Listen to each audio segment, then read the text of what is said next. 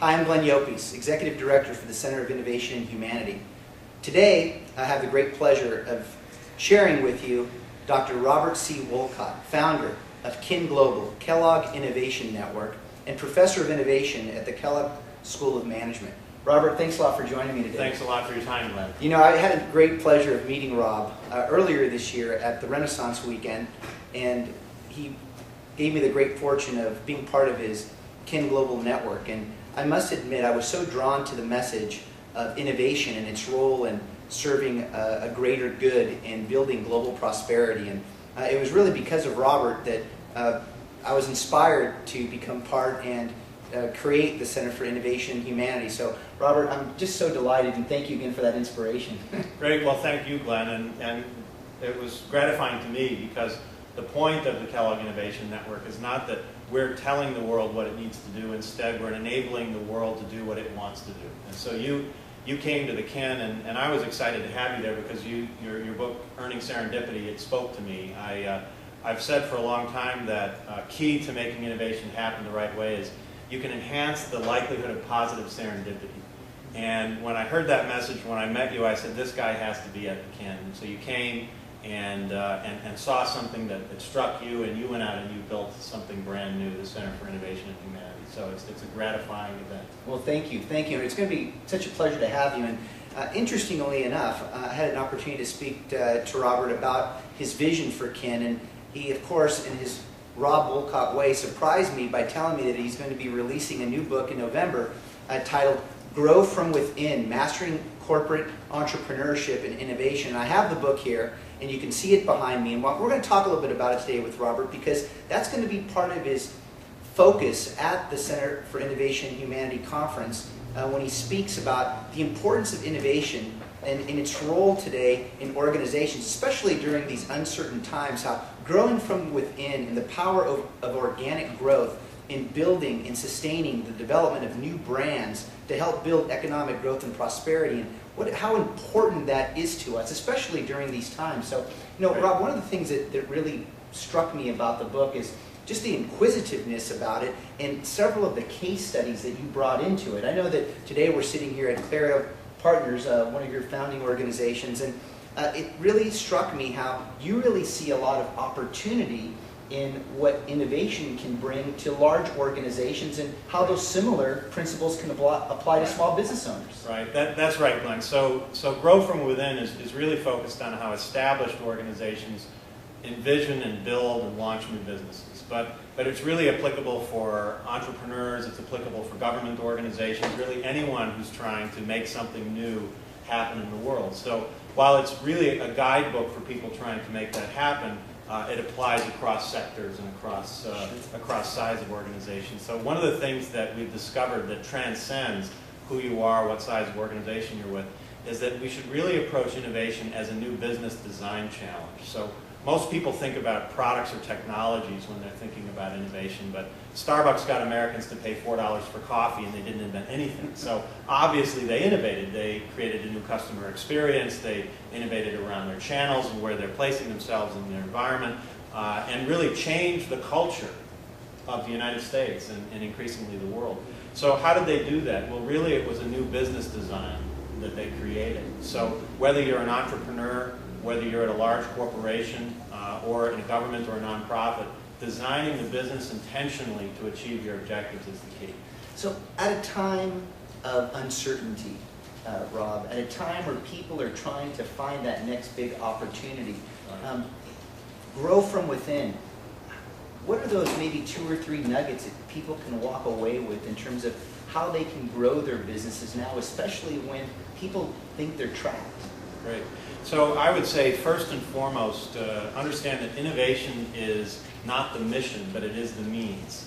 So the first thing you need to do, whether you're in a corporation or you're an individual looking for the next opportunity, is figure out what's truly important to you. And I would say as a corporation or someone trying to be successful in the private sector, that means identifying who your core customers are. And always bring it back to the customer and the consumer to understand what their needs are so you can figure out how to serve them. This brings me to another point that I think the economic crisis underscores for us all, or at least it should. And that is there's this myth, and I believe it's a myth, that business exists to maximize share owner value. Well, it does exist to maximize share owner value, but that shouldn't be the absolute first objective of business. If it is, then you end up with situations like Enron.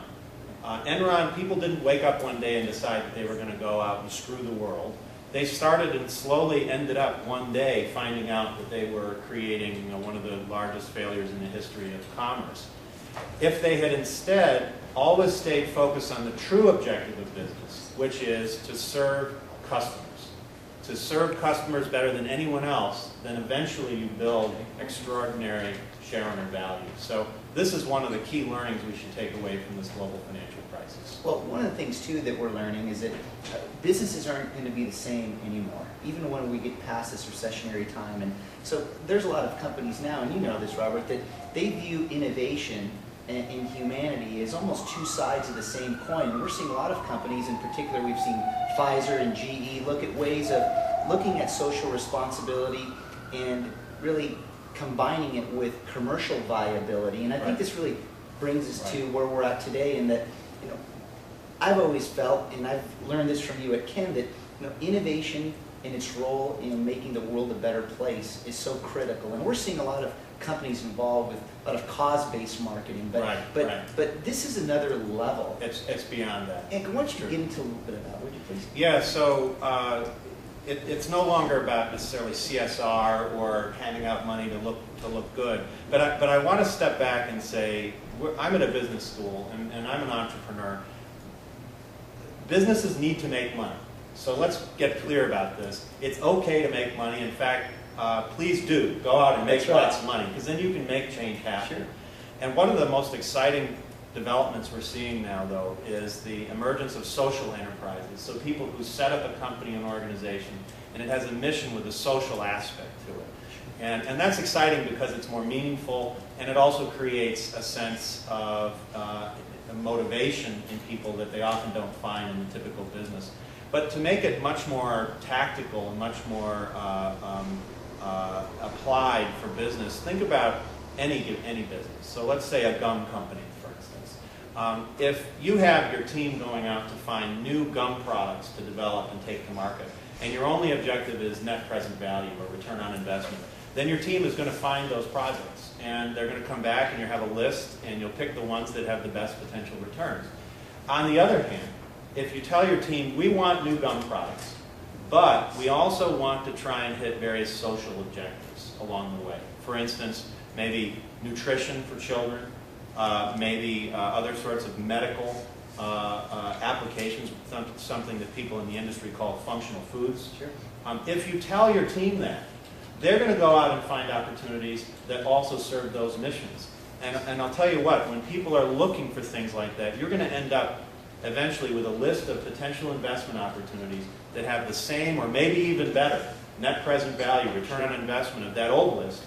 But the new list is going to have opportunities with true social benefit baked right in. Sure. And that's what's exciting about this. This is not a message to businesses that they need to go out and save the whales. If you want to save the whales, please do. Instead, this is a message to business that changing your awareness and your focus will allow your team to find the business opportunities with real ROI that have a significant social benefit. That's what we're trying to do.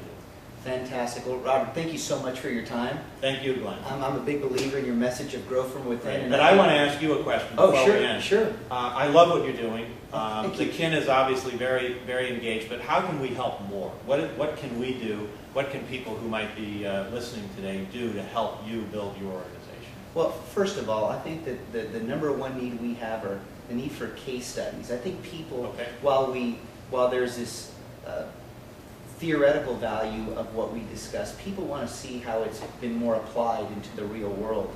Right. Not just for a large company, but for how a small company can get involved and take those same type of and own those same type of initiatives. I know, for example, and you know this, at PepsiCo, they have their performance with purpose about human, environmental, and talent sustainability. Right. How does a small business apply that? I think we've reached a point in time where people know the importance of giving back, and it's because we perhaps didn't give enough that got us into this mess. And it's with leaders like you and others that are setting forth a new platform for learning. And so part of what our initiative is, and we've talked about it, is how do we renew the ways we think, act, and Great. innovate? And, Great. and so it starts there. Well, I would say, Glenn, from my experience, this generation is better positioned to make that happen than any in the history of humanity. So thanks again. This is fabulous. Thank you, Robert, and thank you, and we'll look forward to seeing you on January 23rd. Great. Okay, now it's time to go. Well done.